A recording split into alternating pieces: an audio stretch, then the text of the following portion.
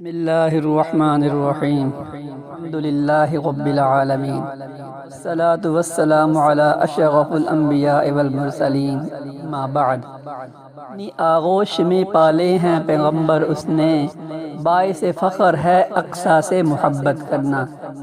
صلاح الدین ایوبی رحمۃ اللہ علیہ نے ہنسنا مسکرانا چھوڑ دیا تھا۔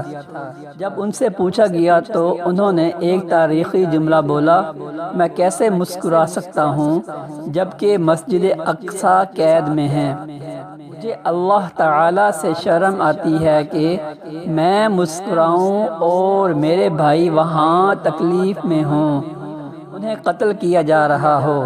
مسجد اقصی اس عظیم مسجد کا نام ہے جسے حضرت سلیمان علیہ السلام نے تعمیر فرمایا تھا۔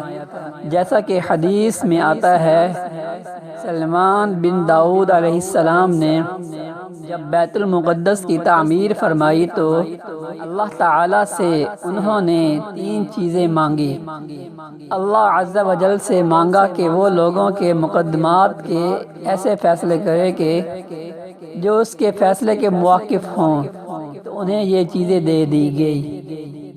انہوں نے اللہ تعالیٰ سے ایسی سلطنت مانگی جو ان کے بعد کسی کو نہ ملی ہو، انہیں یہ بھی دے دی گئی۔